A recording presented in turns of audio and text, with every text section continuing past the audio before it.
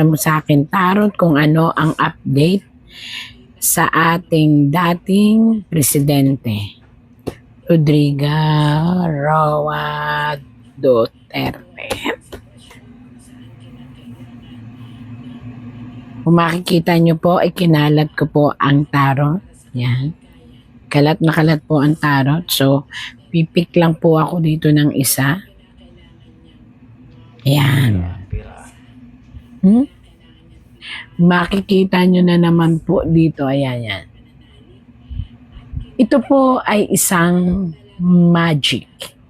Ito ay isang sitwasyon kung saan kinakailangan ng matinding magic para sa kalagayan ng dating presidente. Kinakailangan niyang humawak sa pag-asa. Kinakailangan niyang tibayan ang kanyang mas matinding tibay pananalig. At kinakailangan niyang talaga ng milagro. Bakit po? Naayon po dito ang isang mahika o ang magic or isang tao na may kakayahan na mahika, or pwede rin itong i-represent dahil dumating ang divinity as milagro o miracle. Ito ay kinakailangan hilingin dahil sa ngayon po ang ating dating presidente ay may talagang dinaranas na karamdaman sa loob ng kanyang katawan. So makikita nyo rito yung tatag niya, yung kapangyarihan niya, at saka yung kanyang sandata, pinipilit niyang tatagan. So ipagpatuloy lang po at inihiling ko rin po na kung sino man po ang nasa tabi ng ating dating presidente, hanggat maaari, ibigay na lang ang lahat ng request niya kasi ito ay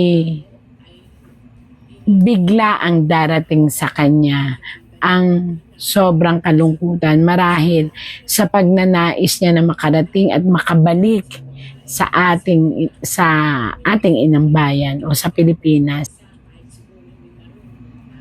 But still, kung makikita ninyo po, may pumipigil pa rin at talagang pinipigil pa rin ang sitwasyon niya, pero ito nga po ay ginagawa ng dalawang tao. Kung makikita niyo po, ang linaw. Isang demonyo at isang babae at isang lalaki. When we figure it out, kahit kayo po ang magbasa, kahit siguro hindi marunong magtarot, ang makikita po ay isang lakin na pinipilit na hadlangan etong nais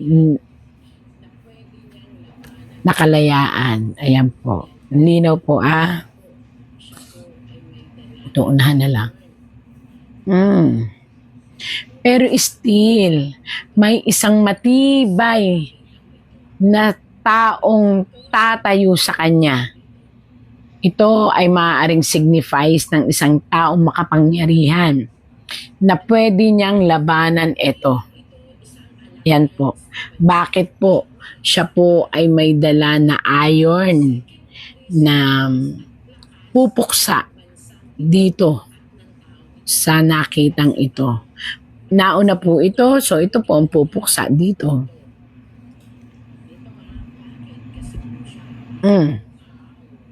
Again, hindi lang ito isang alliance na bansa, may isa pa. Secondary sa taas at lakas ng bansang ito at ng taong ito. So may isa pang, bakit sinabi ko namang ito'y kaalyado nito? Bakit? Kasi po siya ay bughaw. At ang hawak niya ay espada. Pero kung mapapansin niyo po doon ay may mga ibon. So ibig sabihin nito, hindi ito kalaban ng taong ito. Ito ay kaalyado nito na napakalakas din. Ayan po.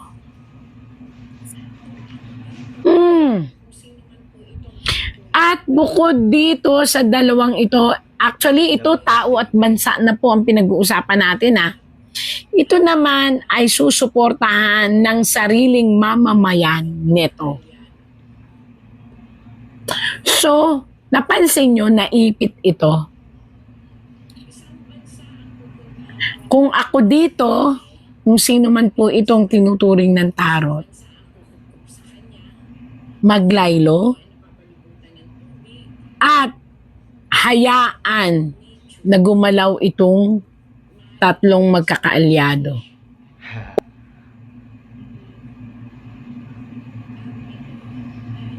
Isang bansa ang pupuntahan po ng ating presidente, dating presidente.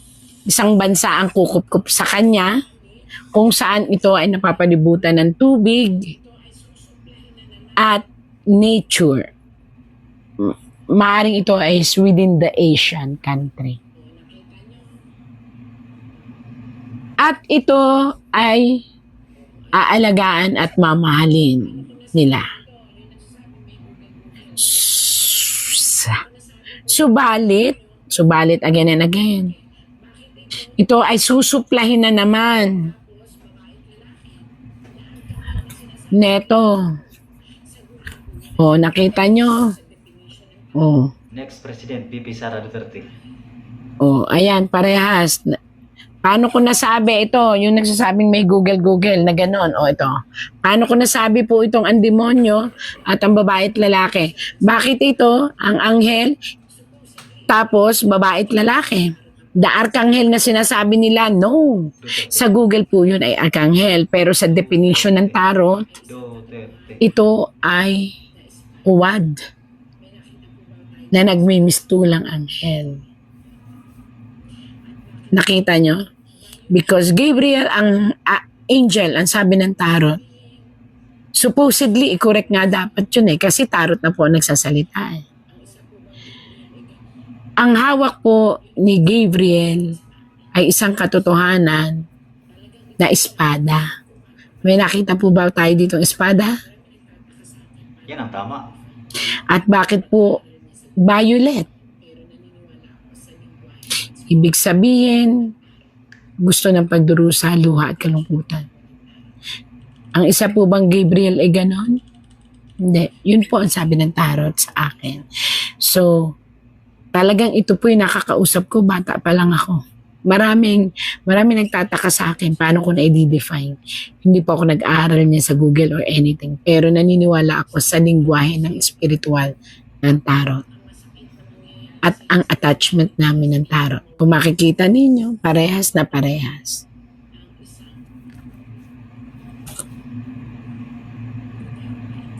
About sa kalusugan, sabi ko nga po sa inyo, pinakamasakit na mangyayari sa history ng Pilipinas ay ang mawala o mamatay ang isang Duterte, dating presidente. Bakit nakita nyo wala naman tayong nakita ditong coffin, wala naman po tayong nakitong ditong kamatayan. Pero nakita nyo po yung ulo niya na nakangiti siya pero sumasakit ang ulo niya. At nakikita nyo po ito. Itong mga nasa paligid niya. At ang isa hinawakan niya, pinipilit lang po niya na maging matatag ang ating dating presidente. Ayon dito po Pero sa dami po ng pinipilit na isampa sa kanya, sabi nga niya, this is life daw niya ngayon. Sabi niya dito sa tarot Pero sabi rin niya, kung ito ang kanyang destinasyon, tatanggapin niya ito. Pero, mamalin siya ng sanlibutan. Gagawan siya ng statue. Ito. Isang anak ng ating presidente, dating presidente na lalaki, ang pipilitin na ibangon ang pangalan niya. Dadaan lang siya ng maraming pagsubok, pero magtatagumpay siyang maibangon ang pangalan ng kanyang ama. Lalaki. Parang ano to eh. At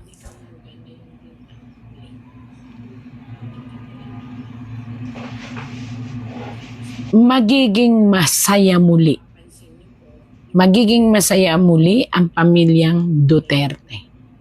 Yan, magkakasama-sama sila. Pero yun nga, sana ang pagsasamang ito ay hindi kahulugan na yun din ang huli ng kanilang ama.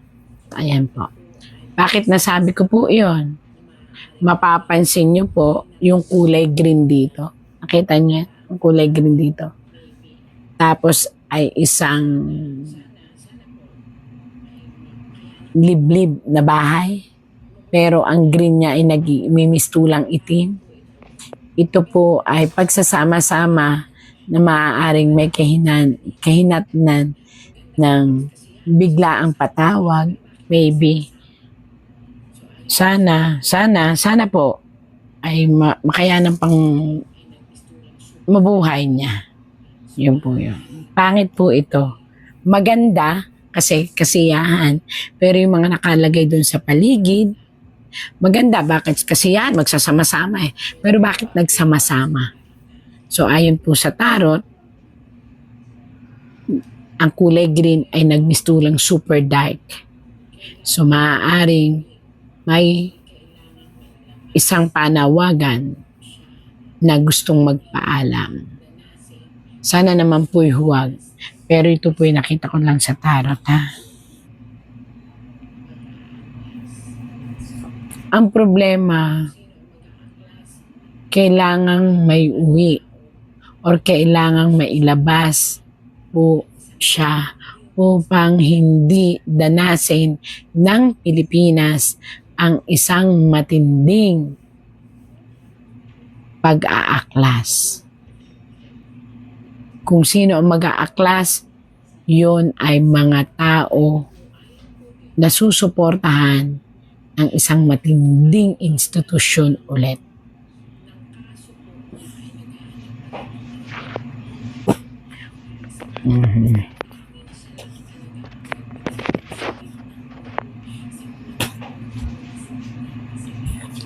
Ay nako, ayon po dito.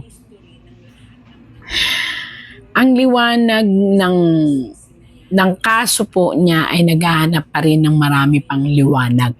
Ibig sabihin po nito, tanging siya lang talaga ang nagbigay ng sakit ng ulo sa mga taong humuli sa kanya kasi kinalkal lahat. Only in the history ng lahat ng mga nakuha o nakulong sa ICC na yan or sa kung ano man, ay siya lang po ang magbibigay liwanag at maikukorek. Maaaring may dahilan kung ba't din siya napunta doon na hindi akalain ng humuli sa kanya na siya ang magbibigay liwanag sa katarungan ng mga tao or sa anong sitwasyon mayroon ang ICC. Ayan po ang liwanag. Para siyang naging isang hermit. Hindi siya taga roon, pero siya humawak ng liwanag, pero ipinasok siya doon. Para siyang isang magic na nung pumasok siya, nabulabog lahat. Yun po ang ibig sabihin.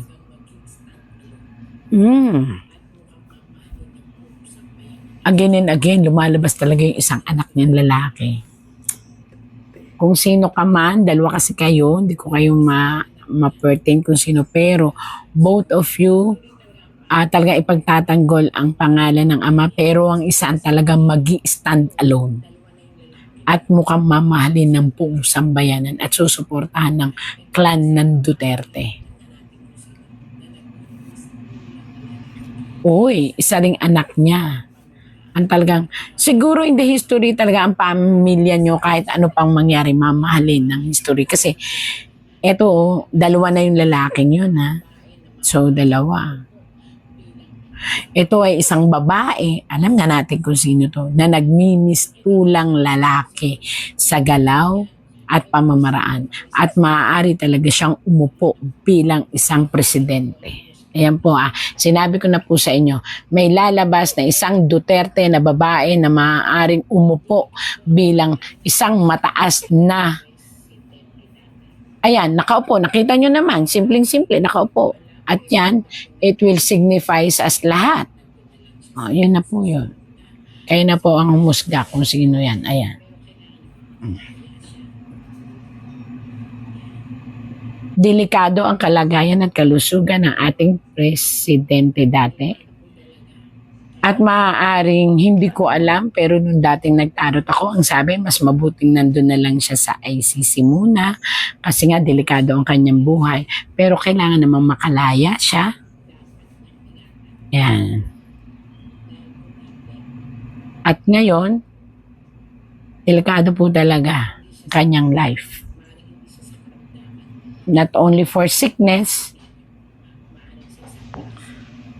but also in real life. May mga threat na maaaring dapat niyang ingatan. Dahil kung hindi, Dapat presidente. hindi siya sa maaaring hindi siya sa karamdaman mawala. Naintindihan niyo po?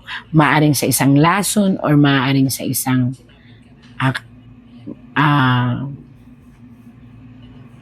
paano ba to? Parang yung nangyari sa mga dating presidente, ayun, na nawala, na maaaring maging madrama. So, it's either lason, karahasan. Pag sinabing karahasan, ayan o, dalawa. Dalawa. Tapos may crab. Ano yung crab? Anting-anting. Paghila sa kanya. So, dalawa. It's either lason na pwedeng lumason sa kanyang kalusugan or it's either one, brown and green.